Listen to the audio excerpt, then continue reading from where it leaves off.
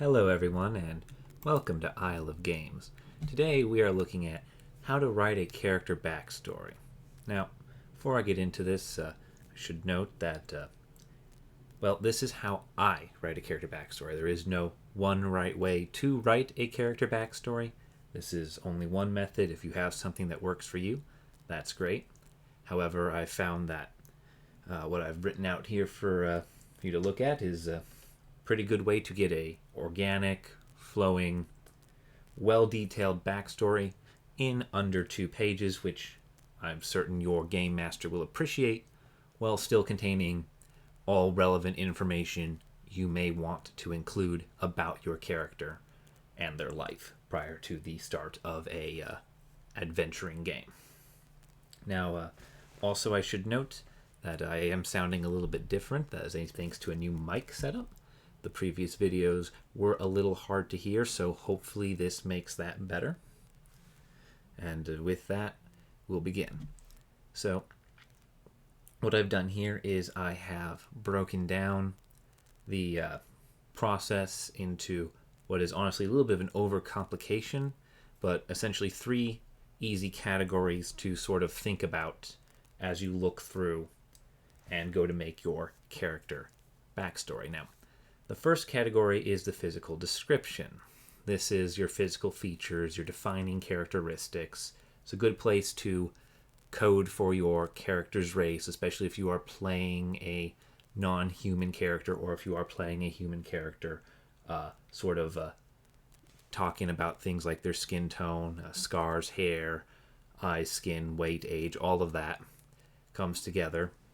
I really do go for a bit of a show, don't tell kind of mentality for a lot of these things, including here, although you will probably be listing things most in this. Additionally, you should talk a little bit about their clothing, their weapons, equipment, if they're in heavy armor, flowing robes, things like that. This is a good time to code for a character's class. And also, you should look at their socioeconomic class. This is where a little bit of like things like your background can come in, but for the most part, you're rich, you're poor, you're, where are you from? You high status, low status, that kind of deal. The second level is personal history. Where are you from? The environment, the region, town, city, community. You're probably going to have to work with your DM on this for a bit, especially if it's an area you're not overly familiar with, such as if you've never played in Eberron before, you might need some consultation as to where would be a good place for your character to have originated from. You're also going to want to talk about the people in their life.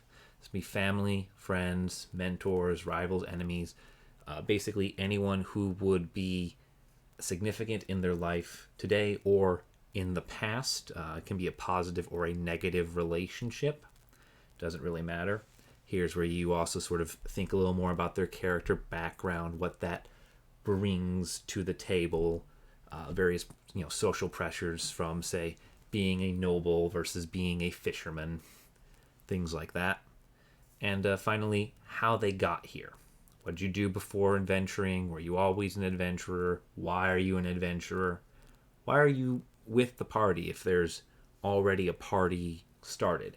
Why are you in the area to find this party if you've not all met prior to session 1? These are good things to keep in mind, good questions to ask yourself to sort of push things together. And finally, the third interaction is, how do others perceive you? How do you perceive yourself? Sort of how are you interacting with everyone around you? Your personality, your beliefs. This is a good time to bring up things that would code for your alignment, various deities you might worship, flaws and ideals, things that your character would hold dear that would affect how they might view the world, how they might react to things, and how other people might initially think to treat them. It's also a good place to add in any manners or mannerisms you might want to have, like if a character has a eye twitch when they're stressed or something, you can write that in here too, just to sort of help code for it a little more with your dungeon master or whoever else you have running this game. Nah. So now that we've gone over all of this, I'll leave it on the screen for a few seconds without talking so you can get a little bit of a chance to take it in. And then we'll go to some examples of how I've written this out in less than a page. All right, so we're going to move on now to some examples. We'll be taking examples from Fasuke, our neutral good goblin enchantment wizard with the acolyte background, and Esker, our lovely little Goliath champion fighter folk hero, also neutral good. You may remember these from earlier in this how-to series, as they were used for how to make and level up characters, among other videos. So we'll start at the top here with Fasuke. So I've written down sort of all the mechanical things we've had to code for as his thing. You don't really have to include this, as your Dungeon Master is going to see it on your character sheet. They're going to know what it is to begin with anyway.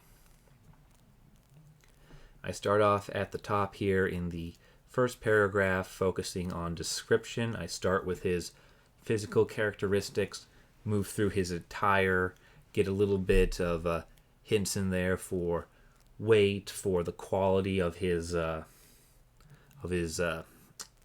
goods, and for the sort of I can't remember the word, but it's essentially the characteristics of his life, more or less. He's lived a fairly hard life for the most part, or just in a tough environment, being in the Calchecked forests.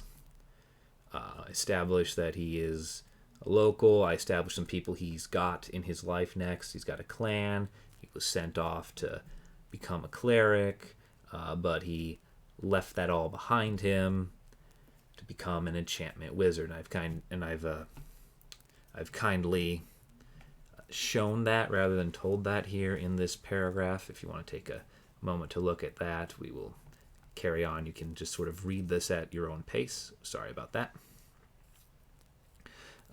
Finally, we have the last part here is some of his issues that he might have that would be pretty good plot hooks for your DM, such as a little bit more about his clan and his father and how he feels they might feel about what he is doing now, as well as what he is actually doing now and where he is currently, which is outside the walls of Everness, doing little magical jobs, which is going to line him up with the other character in this, Esker.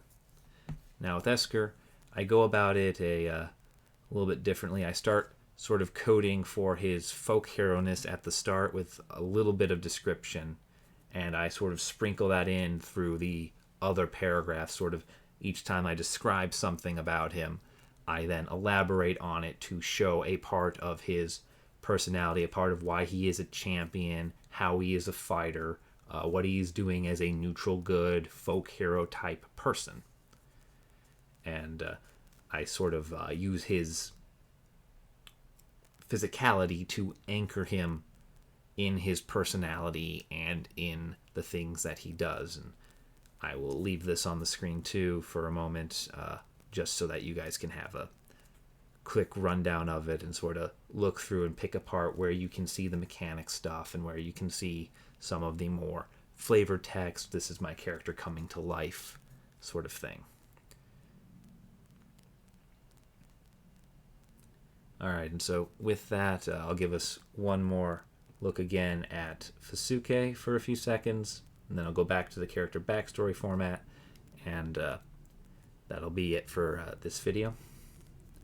So thank you for watching with us, and we hope you found this useful. We're very happy to make these videos, and we do enjoy it when people watch them. So, thank you.